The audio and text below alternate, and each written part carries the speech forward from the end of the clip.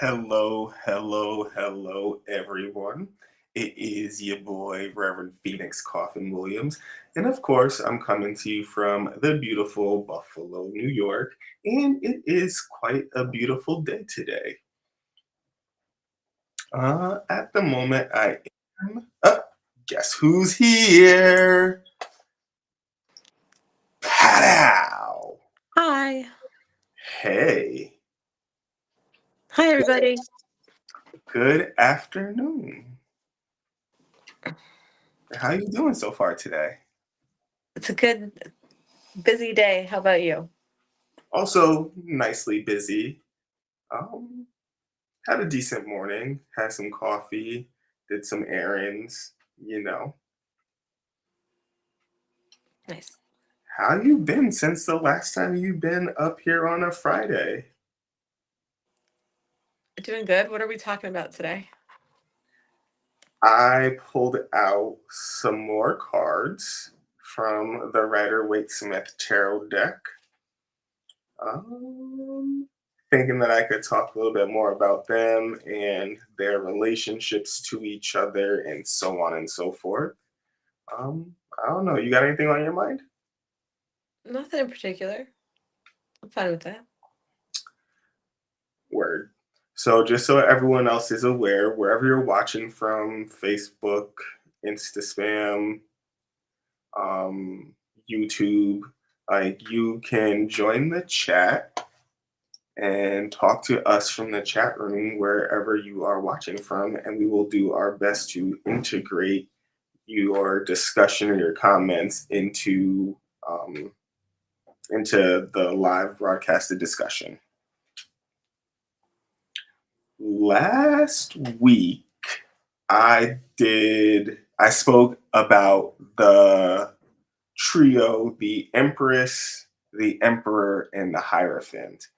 And I talked about their relationship to each other on the development of the personality in terms of like the psyche and identity as the microcosm. And I talked about them in terms of how society develops. And then I also talked about them in terms of karmic or life path or spiritual significance. So, three levels for the as above, so below. Okay. Mm, Do you have any commentary about the Empress, the Emperor, or the Hierophant as a triumvirate?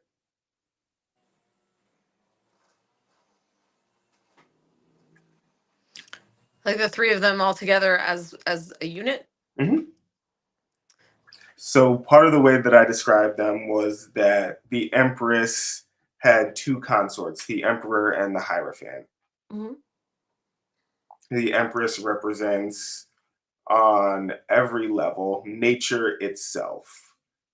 And then the Emperor and Hierophant represent our attempts at controlling nature, so society and education. The Empress is the pleasure principle, and the Emperor is order and law and justice, and the Hierophant is intellect and decorum and approved behavior. Hmm. The Empress is our mother, and specifically because our mother is the one who has a tendency to resolve all of our discomforts as we grow up. The Emperor is our father because he has a tendency to be the one who introduces us to and enforces the rule of law. So I have a question. Mhm. Why didn't you include the high priestess? She is from a different triangle that Hmm. includes the fool and the magician.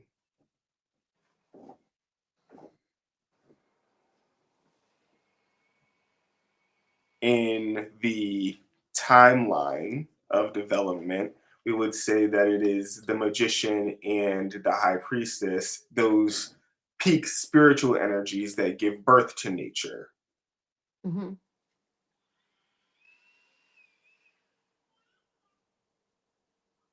The first thing that we encounter on incarnation would be nature, our own nature, and the nature of everything around us. That is true. And those mysteries are revealed and represented on a spiritual level through the high priestess. Okay, that makes sense. I do talk about the high priestess today, though.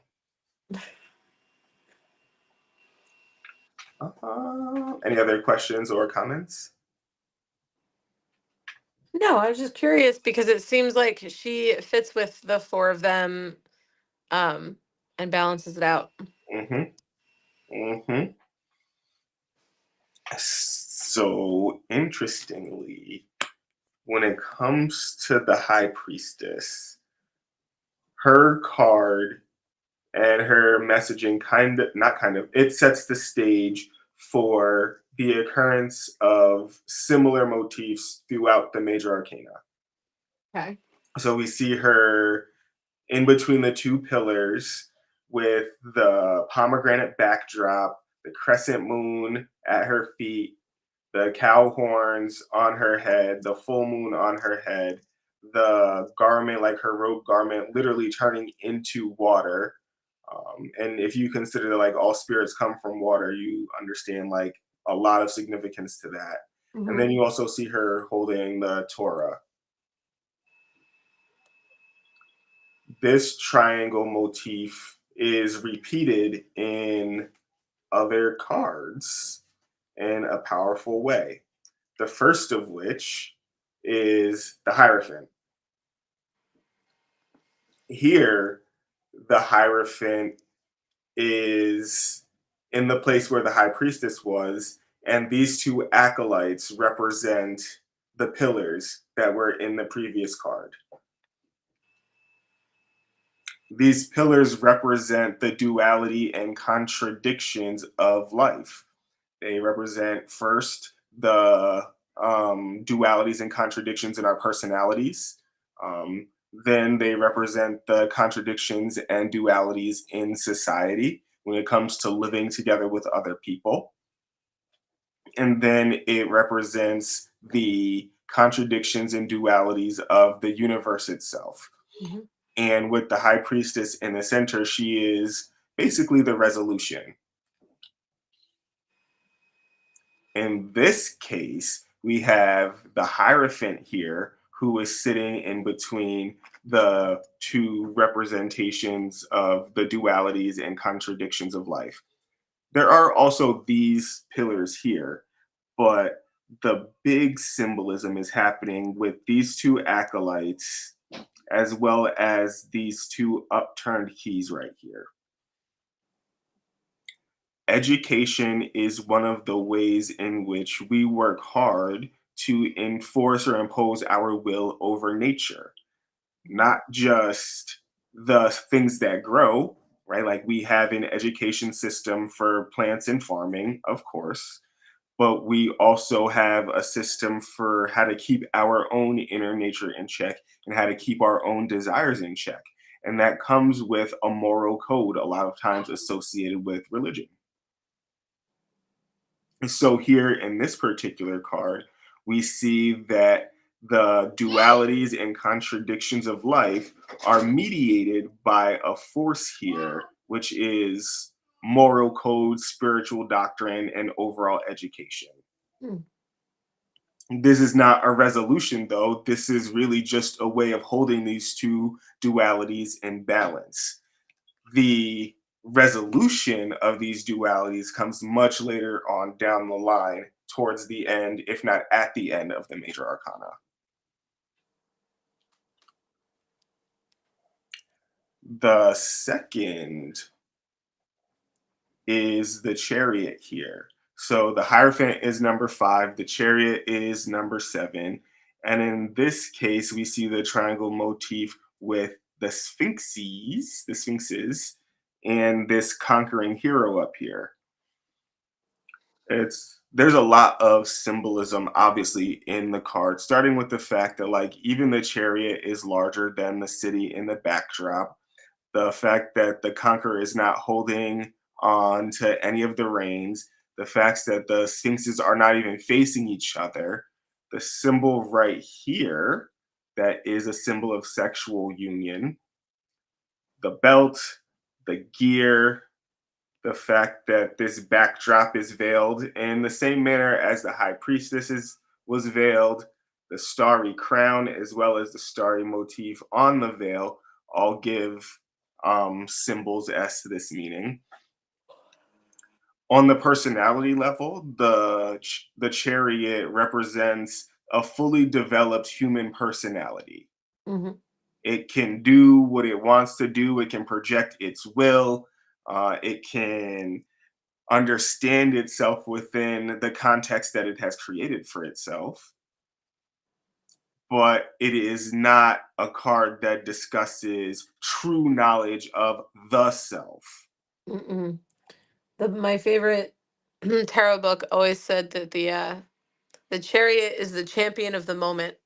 Hmm. They are the winner only for that brief period of time. Hmm. It does not last for them. It's not Hmm. something that they have the it has the ability to integrate. Hmm. It's a temporary victory. Hmm.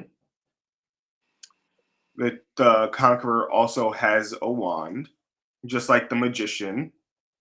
And so the chariot actually does incorporate much of the cards of the major arcana that have come before it. So the black and white sphinxes resemble the black and white pillars. The crescents on this armor right here are similar to the crescent in the high priestess. The water in the background is also reminiscent of the water in the high priestess. The kingdom in the background is reminiscent of the kingdom in the emperor. The wand, of course, the magician.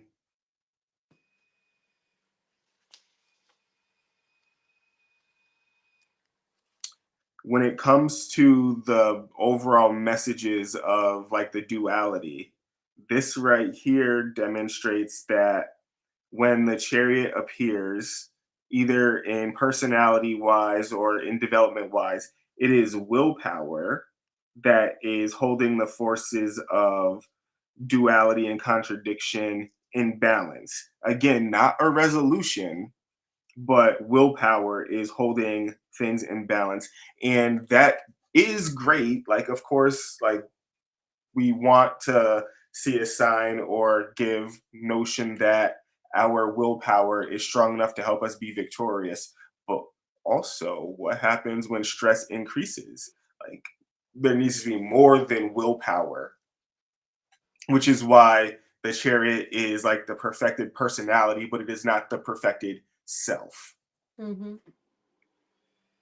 Um, the last actually, what time is it? Let's check in with a sponsor. Actually, that's probably a good thing to do right now. What do you think?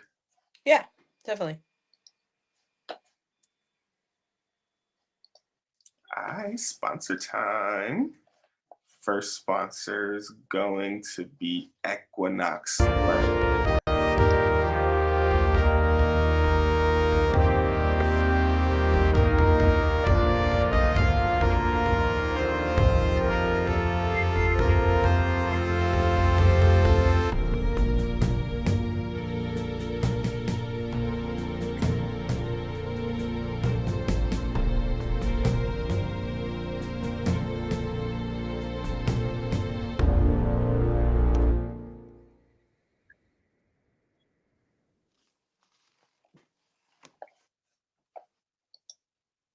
Thank you, Equinox, for being one of our sponsors. Love you so much for it. And then our next sponsor, of course, Reverend Don's Ready Metaphysical to and unlock the Magical secrets of the Auction. universe? Join me, Reverend Don Lewis, for my metaphysical and magic auctions at Gaia Thrift at whatnot.com. Discover fascinating artifacts, mystical crystals, and rare and unusual books that could change your life. Don't miss this chance to bring a little magic into your world. Reverend Don's Metaphysical and Magic Auctions, where the extraordinary can become yours.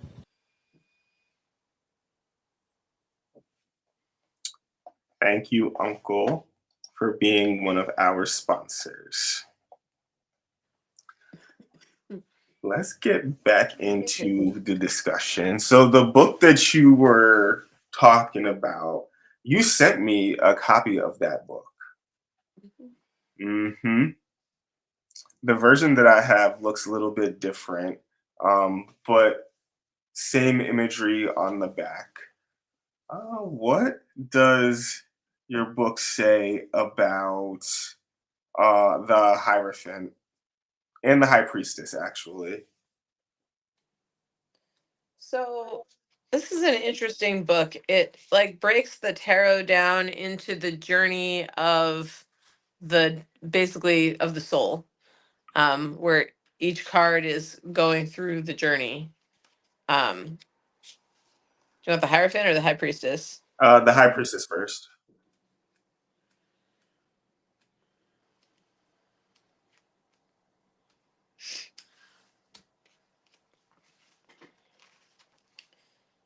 When I lifted the first veil and entered the outer court of the Temple of Initiation, I saw in half darkness the figure of a woman sitting on a high throne between two pillars of the temple, one white and one black. The mystery emanated from her and was about her. Sacred symbols shone on her green dress. On her head was a gold tiara surmounted by two horned moon. On her knees, she held two cross keys and an open book. Between the two pillars, behind the woman, hung another veil, all embroidered with green leaves and fruit of pomegranate. And a voice said, "To enter the temple, one must lift the second veil and pass between the two pillars. And to pass thus, one must obtain possession of the keys, read the book, and understand the symbols. Are you able to do this?" "I would like to be able," I said. Then the woman turned her face to me and looked into my eyes without speaking, and through me passed a thrill mysterious and penetrating like a golden wave. Tones vibrated in my brain, a flame was in my heart, and I understood that she spoke to me, saying without words, "This is the hall of wisdom. No one can reveal it, no one can hide it. Like a flower, it must grow and bloom in thy soul. If thou wouldst plant the seed of this flower in thy soul, learn to discern the real from the false. Listen only to the voice that is soundless. Look only on that which is invisible. And remember that in thee thyself is the temple, and the gate to it, and the mystery, and the initiation." Mm-hmm. That's my favorite one. Mm-hmm. That's my That favorite right passage. there.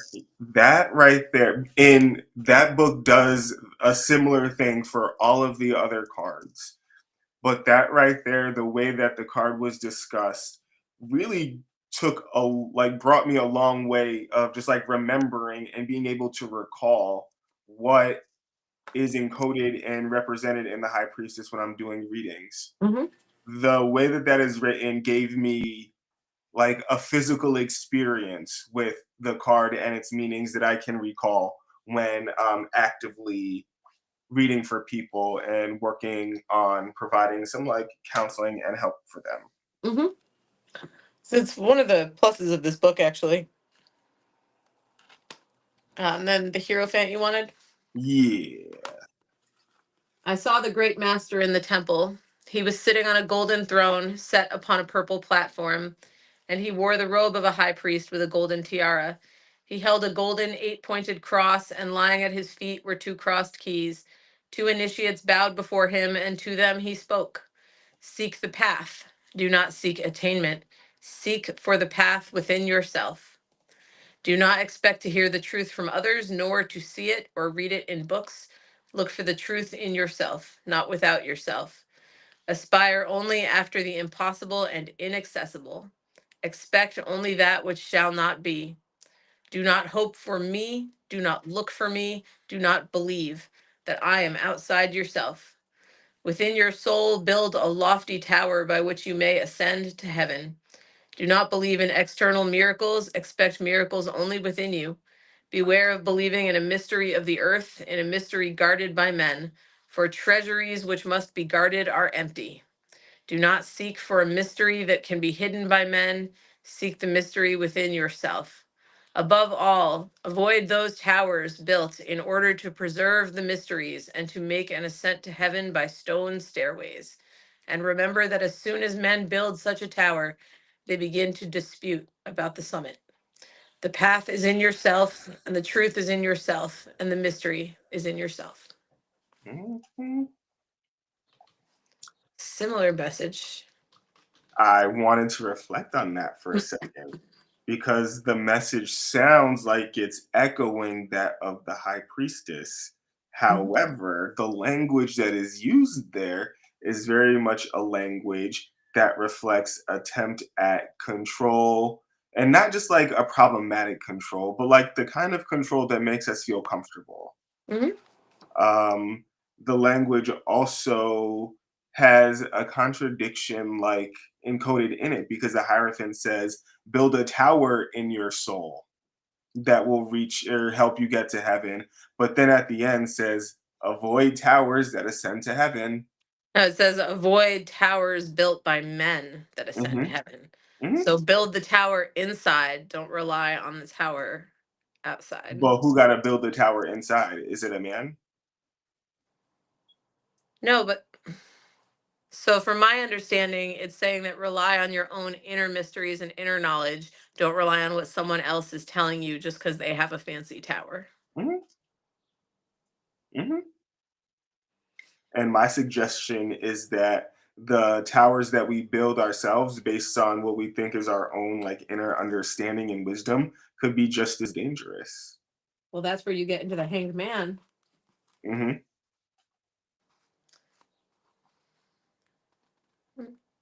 And then I saw a man in terrible suffering, hung by one leg, head downward to a high tree, and I heard the voice.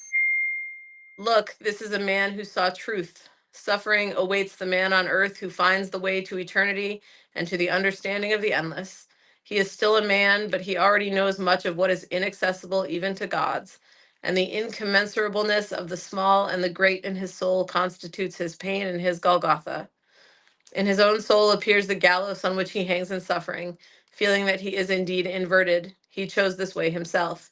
For this, he went over a long road from trial to trial, from initiation to initiation, through failures and falls, and now he has found the truth and knows himself.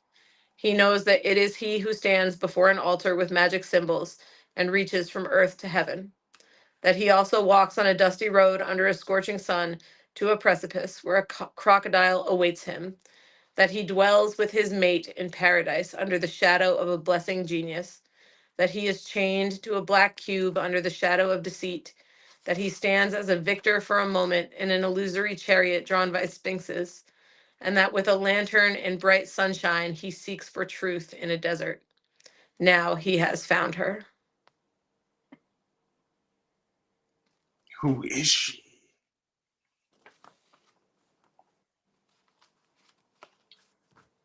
I like that you went directly to the hanged man because, like, yes, that does illustrate the point that, like, I was trying to make about the internal temple, perhaps like being built of falsities and ego traps and what have you. Mhm. And that the Hierophant does not, just like the Emperor, does not represent an integration of the nature and the goddess and spirituality in the same way that like the High Priestess and the Empress do.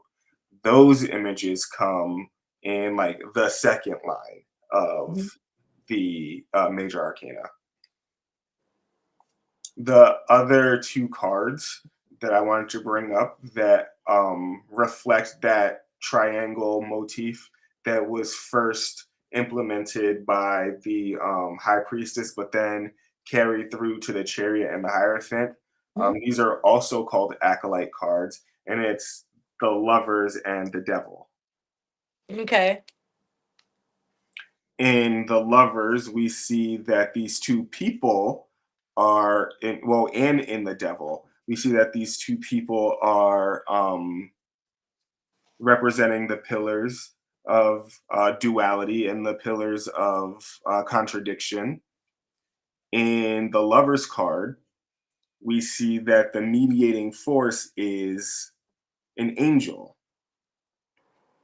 Obviously, this is a card of sexual love and pleasure and desire.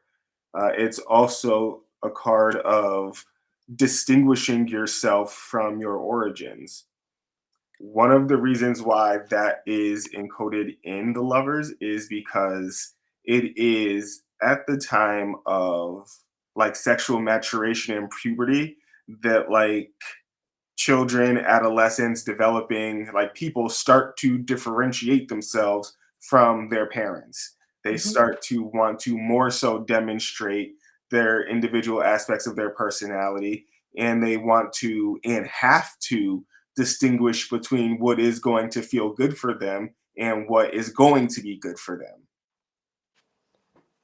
It's encoded in the lovers, and when the forces of pleasure and order are held in balance here, it's this angelic figure. It's the same setup in the devil card, except the figure that's being exalted where the angel used to be is the demon or a devil. And Mhm. it signifies that, well, obviously here these folks are chained to this pillar, where in the lovers they were not chained to the mountain, they were not like they were completely free. In this one, it would appear that these folks are not free to choose anything other than the pleasure principle. And so even in the dark place, even at their rock bottom, even at a place where they have to make decisions differently to, help them liberate, they still are stuck to that pleasure principle. And here the mediating force between these contradictions, the between the dualities and contradictions of life is desire, addiction, um, and pleasure seekingness is what I would use to describe that. Mhm. When we consider these three together, the Hierophant, the angel, the lovers, and the devil, whichever when these show up like in a reading, whichever is like depending on where in the matrix the cards land, it gives an indication on a personality level, on an integration with the greater whole level, and on a cosmic level, like a karmic level, what Mhm. is the mediating force in their life right now as they are struggling to grow, develop, and persevere in this incarnation. What is the current force that's acting on them, and how can it be experienced and understood and integrated so that you can continue your journey of um, reunion, basically?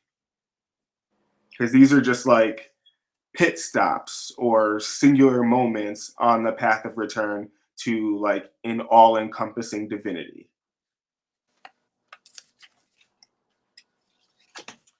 Any other thoughts for you? No, I think that sums it up.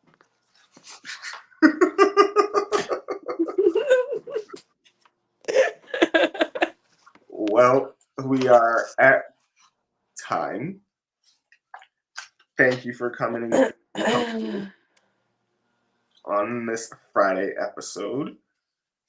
I do want to get into the discussion about demons and angels and that process that we started a couple of weeks ago. So hopefully we can get back to that in the next couple of weeks. But that's it for us. Bye from Buffalo. Bye from Connecticut.